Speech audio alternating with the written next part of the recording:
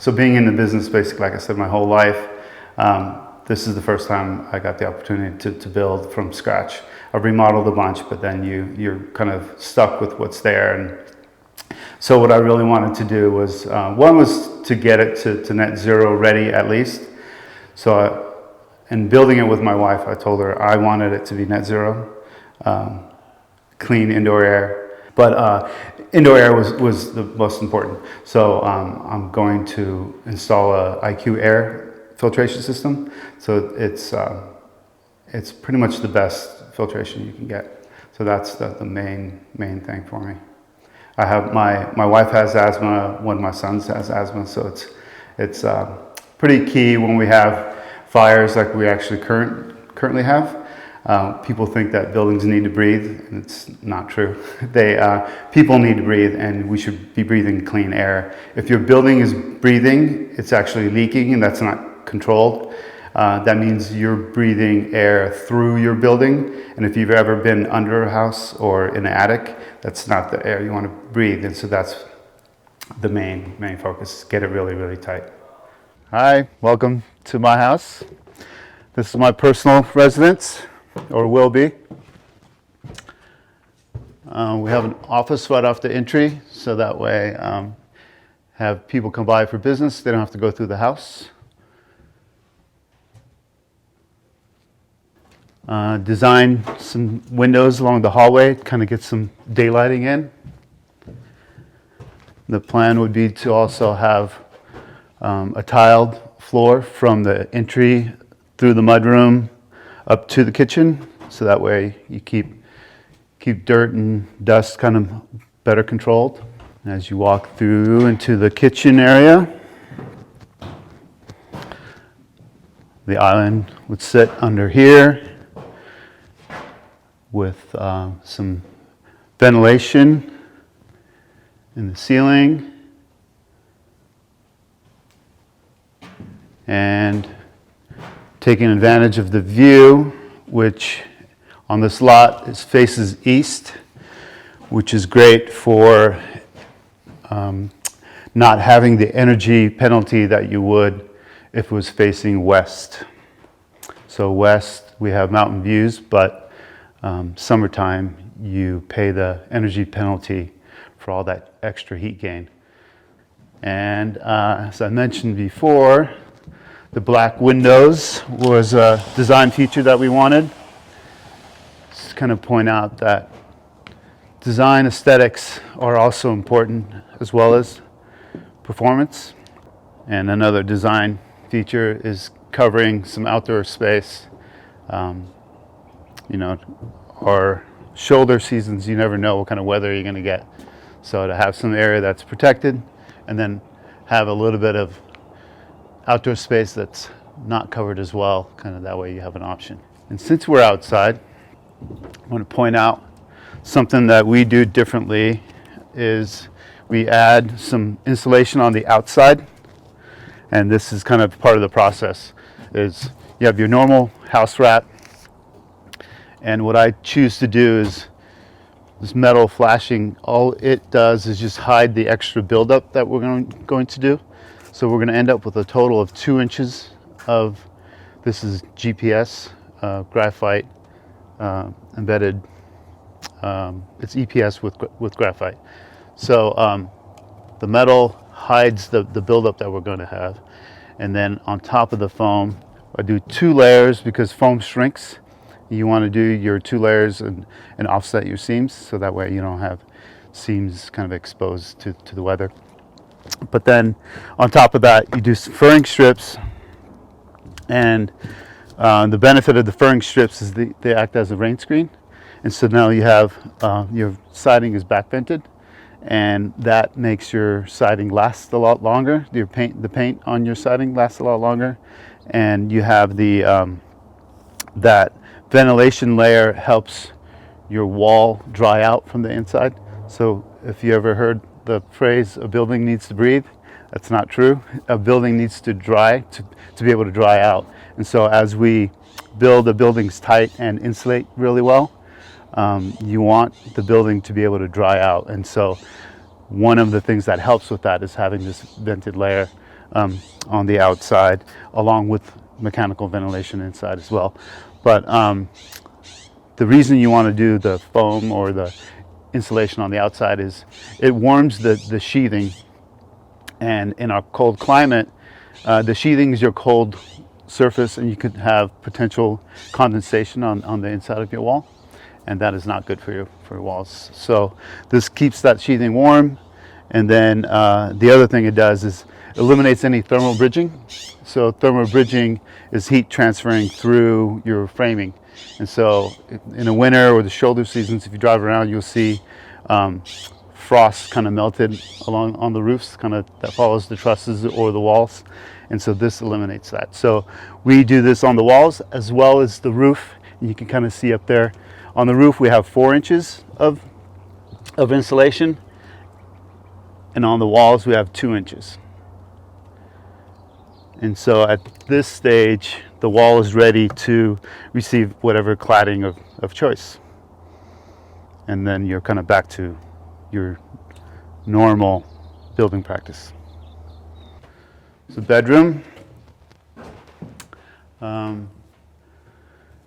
One thing that would be hard to see from here, but the roof shape and position gives us full southern roof exposure, so we can add solar, which we plan on doing. So that's kind of step one, is design it so that it faces the right direction, and have enough roof space so that you can put enough panels to at least get to zero. So my name is Joe Mazzarella. I work with Sunlight Solar Energy. I do system design and project development, estimating, sales. I've been with them for about 9 years now. The process of going solar ready when you're building a new home is to make your home prepared for solar. The way to do that is basically I go and I identify what the best solar roofs would be by measuring the solar access, tilt orientation, shading, that sort of thing, and measuring it and making sure, seeing what we can fit. It also includes if there's an energy analysis available, like this home's a Earth Advantage home, so they have a estimated number of kilowatt hours needed, or what they think the house will use for electricity over the year. So you look at that, and then you identify, okay, what roof surfaces will work the best and what will fit there. And then you got to determine, okay, how do we get from the solar array on these solar roofs down to the electrical interconnection, which is usually by the meter or the electrical panel. And so what is the conduit run or wire run to get there? Also includes making sure it can handle it structurally. We add about 3.5 pounds per square foot. So you look at, you make sure that's been built in. And most new homes have more than that for collateral load. So, and then you just come up with a plan so that once the house is insulated and drywalled and painted and all that, all of the conduit or wiring is in, so it is pretty seamless after that. It does help when you're building a new home to have it solar ready and have it the conduit in, but we do a lot of installations that are retrofits. So coming into somebody's home that was not pre-wired, and it just means you may have some exposed conduit on the outside of the house or inside of the garage, which is paintable and it kind of disappears, but it's definitely another step that has to be taken, and it will be visible instead of hidden in the walls or the attics. One other thing I wanted to point out, when we insulate, I like to insulate the roof, not the ceiling, so then the attic becomes conditioned space. A benefit for that is you can run ductwork in your attic space, and that's considered conditioned space, and you don't have an energy penalty for doing that, and it gives you a lot more flexibility. It also allows us to air seal the wall sheathing as well as the roof sheathing, and after the house gets finished, those layers become protected by your insulation and drywall and such, and so you're not going to have new penetrations in your air barrier layer. And so that having the conditioned attic allows us to do that too.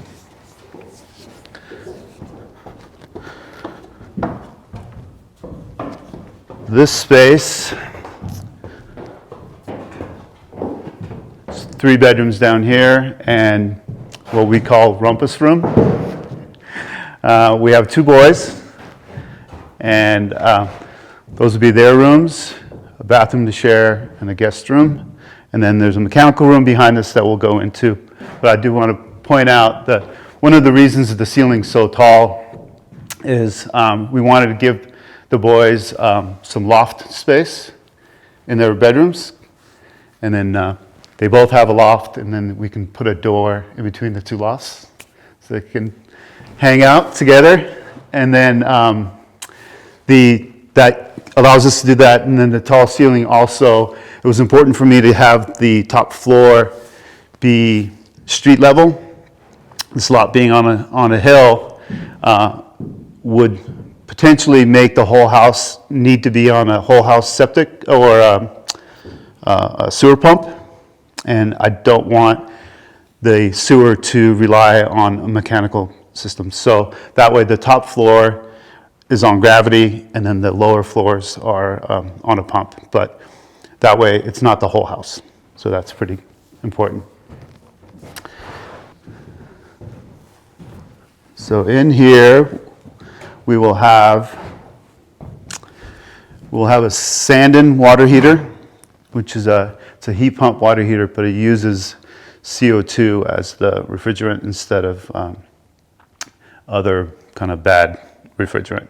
So it has an outdoor unit that creates the hot water, and then it comes up to just a storage tank. So it's super efficient, and that was one of the things I really wanted.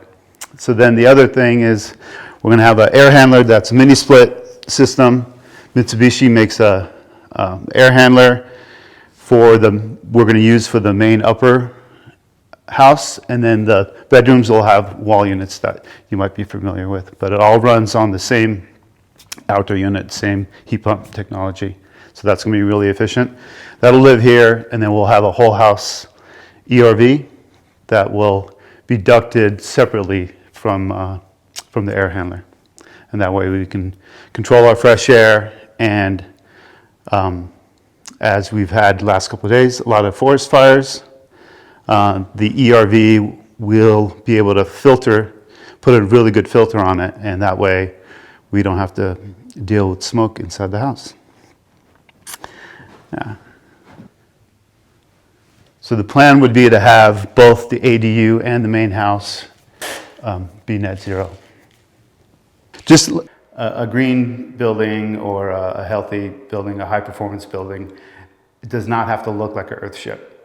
You know, I build a little higher end homes, and they belong in the neighborhoods that we build them in, and someone driving by is not going to be able to tell that that house is actually a high performance house unless it's in the winter, and the neighbors will have icicles, and mine most likely won't.